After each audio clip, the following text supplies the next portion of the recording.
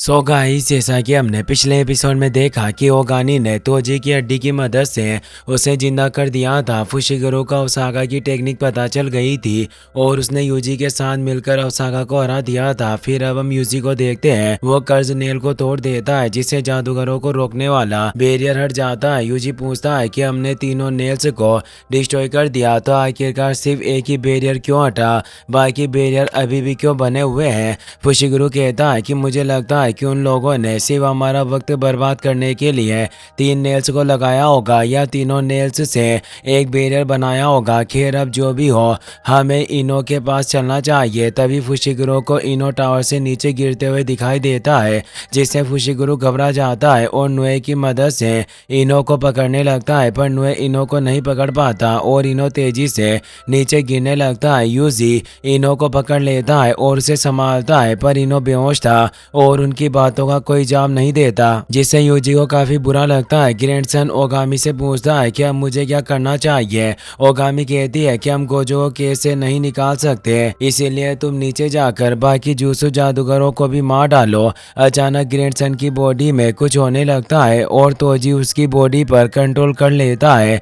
वो गुस्से में ओगामी की तरफ देखने लगता है, जिससे ओगामी के होश उड़ जाते हैं और डरकर तोजी से दूर हो जाती है। वो कहती है कि आखिरकार ऐसा कैसे हो सकता है, मैंने सिर्फ तुम्हारी बॉडी की पावर को जगाया था, मैंने आज तक किसी भी जादूगर या इंसान की आत्मा को नहीं जगाया, तो आखिरकार तुम्हारी आत्मा कैसे जाग गई और तुमने मेरे ग्रैंडसन की बॉडी पर कंट्रोल कैसे कर लिया। तोजी कहता है कि मैं इन सब चीज़ों के बारे में नहीं जानता, पर मेरी बॉडी स्पेशल है और मुझे लगता है कि इस आदमी की आत्मा मेरी आत्मा से हार गई, जिसकी वजह से इसकी बॉडी पर कंट्रोल कर पाया। यह बात सुनकर ओगामी चौंक जाती है। वो कहती है कि ऐसा कभी भी नहीं हो सकता, एक बॉडी किसी आत्मा से नहीं हार सकती। तोजी कहता है कि तुम मुझे जादूगरों को मारने के लिए कह रही थी, तुम खुद भी एक जादूगर हो, तो अब तुम्हें भी मरना होगा। यह कहकर तेजी से ओगामी के पास चला जाता है और एक मुक्का मारकर उसका सर फोड़ देता है, जिसकी वजह से ओगामी की डेथ हो जाती है। इनो की हालत बहुत ही ज्यादा खराब थी और उसे होश भी नहीं आ रहा था, जिससे यूजी को बहुत गुस्सा आता है और वो टावर के ऊपर जाने लगता है, मगर फुशिगुरु से रोक देता है। वो कहता है कि अभी हमें इन सब चीजों को भूलकर गोजो सर को बचाने के बारे में सोचना होगा, तभी मैं इनो को बैरियर से बाहर लेकर जा रहा हूँ। यूजी कहता है कि तुम सही कह रहे हो, इसीलिए अब मैं स्टेशन के अंदर जा रहा हूँ और तुम्हें मेरी फिक्र करने की जरूरत नहीं है। मेरे साथ मेकामारू है, ये मुझे आगे का प्लान बता देगा। ये बात करके दोनों अलग हो जाते हैं। फिर हम मेई को देखते हैं, वो निजी को पीट पीट कर उसकी हालत खराब कर देती है, जिससे डरकर निजी वहां से भागने की कोशिश करता है, पर मेई ने उसका एक पैर काट दिया था, जिस वजह से वो वहां से नहीं भाग पाता। वो कहती है कि मैं अपनी टेक्निक की मदद से क्रोंज को कंट्रोल कर सकती हूँ और ये बहुत ही बेकार टेक्निक है, इसीलिए मैंने कम उम्र से ही हार्ड ट्रेनिंग करना शुरू कर दिया और मैं स्ट्रॉन्ग बन गई, ताकि टेक्निक के बिना ही ताकतवर जादूगरों और कर्ज स्पीड को हरा सकूं। मैं हमेशा खुद को समझाने की कोशिश करती हूँ कि एक जादूगर की असली ताकत उसकी टेक्निक नहीं होती, मगर मैं ये भी जानती हूँ कि एक हद तक जाकर मैं ट्रेनिंग करके खुद को ताकतवर नहीं बना सकती और ना ही किसी कर्ज स्पीड की मदद से अपनी ताकत बढ़ा सकती हूँ। इन सब चीज़ों को याद करके मैं परेशान हो गई और मैंने अपनी ट्रेनिंग छोड़ दी, पर बाद में मैंने दोबारा से अपनी ट्रेनिंग शुरू कर दी और मैं एक पहले दर्जे की जादूगर बन गई। ये सब बातें सुनकर उई उई तालियां बजाने लगता है। उसे देखकर निजी भी ताली बजाने लगता है। मैं कहती है कि खैर, मेरी बातें पूरी हो गई है और अब तुम्हारे मरने का वक्त आ गया है। ये बात सुनकर निजी बहुत ही ज्यादा डर जाता है और अपना सर झुकाकर मैं से माफी मांगता है। वो कहता है कि मुझे माफ कर दो, आज के बाद से मैं कोई भी बुरा काम नहीं करूंगा। मैं पूछती है कि मुझे बताओ कि जिन लोगों को तुम मारते हो, तुम उनकी जान की कीमत कैसे पता लगाते हो? तुम्हें कैसे पता चलता है कि किस इंसान की जान खास है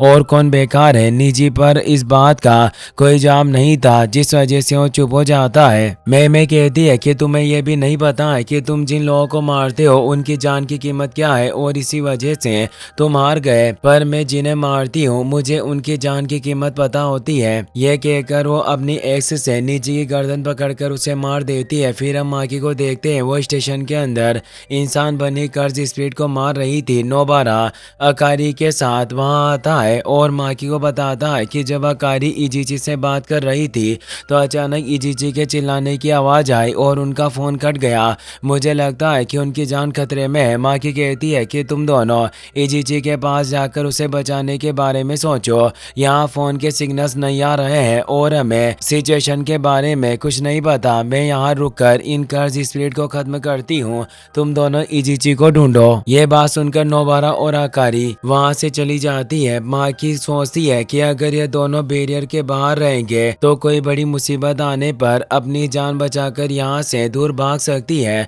नोबारा और आकारी इजीची को ढूंढने के लिए बैरियर से बाहर निकल जाती है पर उनके सामने हारुता आ जाता है। वो कहता है कि मैं आदमियों को मारकर थक गया था, आखिरकार अब मैं एक लड़की को मार सकता हूँ। नोबारा आकारी से कहती है कि तुम छिपने का नाटक करो और बचकर टोक्यो चली जाओ। इसकी बातें सुनकर ऐसा लग रहा है कि इसने इजीची को मार दिया, इसीलिए अब हमें बचकर रहना होगा। हारुता अपनी हैंड शॉट की मदद से उन पर अटैक करता है पर नोबारा अपने हैमर की मदद से उसकी शॉट को दूर कर देती है और आकारी वहां से दूर भाग जाती है। तो हारुता अपनी हैंड शॉट को आकारी के पीछे भेज देता है। नोबारा हारुता पर अटैक करने के लिए जाती है और हारुता उनसे दूर भागता रहता है। हैंड शॉट आकारी के पैर पर अटैक कर देती है जिसकी वजह से आकारी जमीन पर गिर जाती है और चलने की हालत में नहीं रहती। हारुता को पता चल जाता है कि आकारी वहां से भागने की कोशिश कर रही है, इसलिए वो तेजी से आकारी से पास चला जाता है। नोबारा उसे रोकने की कोशिश करती है पर वो आकारी के पास पहुंच जाता है और लात मारकर उसे दूर गिरा देता है। इससे नोबारा को बहुत गुस्सा आता है और उस पर अटैक करने के लिए जाता है। हारुता अपनी हैंड शॉट को अपने हाथ में पकड़ लेता है जिससे नोबारा हैरान हो जाती है और उसे समझ में नहीं आता कि आखिरकार हारुता की शॉट उसके पास कैसे आ गई, क्योंकि नोबारा को लग रहा था कि उसकी शॉट बाहर पड़ी हुई है। हैंड शॉट को देखकर नोबारा दूर हो जाती है और अपनी नेल्स की मदद से हारुता के ऊपर छत गिरा देती है जिसकी वजह से वहां धूल उड़ने लगती है।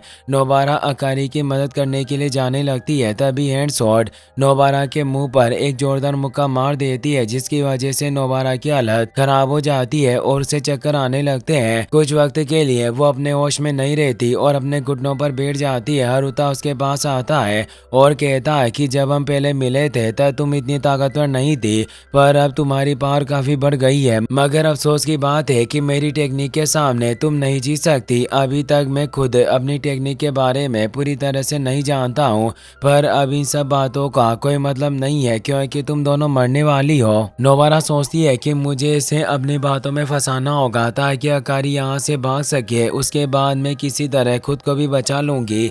यह सोचकर नोबारा हारुता से पूछती है कि आखिरकार तुम्हें किस चीज की जरूरत है और तुम यहाँ किस लिए आए हो। हारुता उससे फुटबॉल की बातें करने लगता है। आकारी को होश आ जाता है और वो शांति से लौटते हुए हारुता से दूर जाने लगती है, मगर हारुता को उसके बारे में पता चल जाता है और वो आकारी की बैग में शॉट घुसा देता है जिससे उसे काफी दर्द होता है और वो चिल्लाने लगती है। उसकी हालत देखकर नोबारा को बहुत गुस्सा आता है और वो अपने हैमर से हारुता पर अटैक कर देती है पर उसे काफी चक्कर आ रहे थे जिसकी वजह से वो ठीक तरह से हारुता पर अटैक नहीं कर पाती। हारुता आसानी से उसके अटैक से बच जाता है और नोबारा को नीचे गिरा देता है। फिर हम नानामी को देखते हैं। वो सोचता है कि आज तक मैंने कभी भी अपनी नाकामियों और बेकार हालत को देखकर हार नहीं मानी है और मैं अपनी पूरी जिंदगी में ऐसा नहीं करूँगा।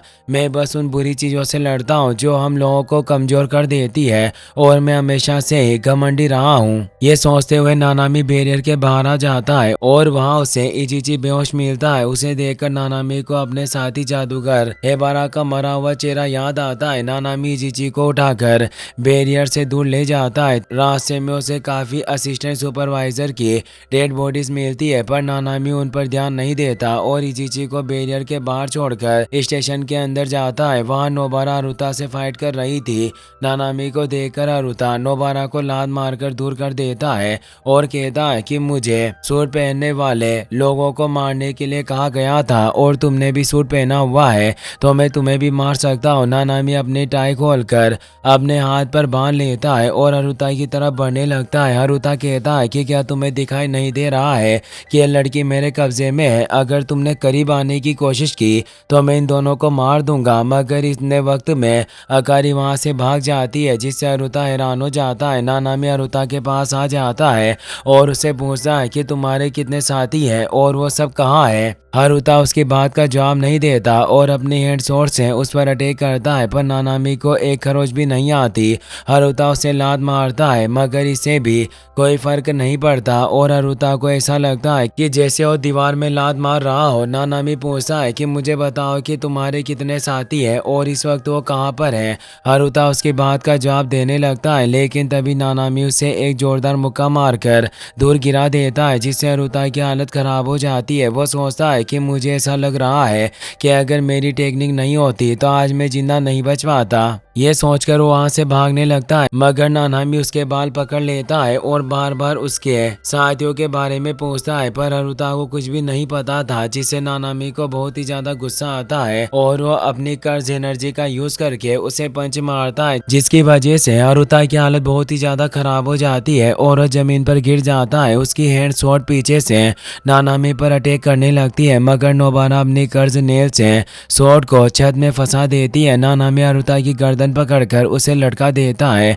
और पूछता है कि यहाँ आते वक्त मुझे मेरे असिस्टेंट सुपरवाइजर की लाशें मिली थी, उन्हें तुम्ही ने मारा है ना। नानामी को गुस्से में देखकर हारुता बहुत ही ज्यादा डर जाता है और रोने लगता है। वो नानामी से माफी मांगता है, पर नानामी उसकी बात नहीं सुनता और उसके मुंह पर एक जोरदार मुक्का मारता है, जिसकी वजह से वो स्टेशन से बाहर जाकर गिरता है और बेहोश हो जाता है। नानामी की पहाड़ देखकर नोबारा के होश उड़ जाते हैं। नानामी अकारी और नोबारा को इजिची के जिंदा होने और गोजो के कैद होने के बारे में बताता है, जिससे वो दोनों हैरान हो जाती है। नानामी कहता है कि तुम दोनों यहीं रुककर मदद आने का इंतजार करो, मैं जेनिन क्लैन के ओल्ड मैन के साथ B5 लेवल पर जा रहा हूँ। नोबारा साथ चलने के लिए कहती है, पर नानामी उसे मना कर देता है और अकेले वहाँ से चला जाता है। फिर हम मेई को देखते हैं, उसे बैरियर हटने के बारे में पता चल जाता है और वो गोजो को बचाने के लिए जाने लगती है, पर केंजाकू उसके सामने आ जाता है। उसे देखकर मेई हैरान हो जाती है। वो सोचती है कि आखिरकार गेटो अभी तक जिंदा कैसे है, कहीं ऐसा तो नहीं है कि गोजो और गेटो साथ मिलकर ये सब कर रहे हैं। मगर ऐसा कुछ हो सकता, गोजो अकेले ही पूरे जापान के लोगों को मार सकता है, उसे ये सब करने की जरूरत नहीं है। पर आखिरकार ये है कौन।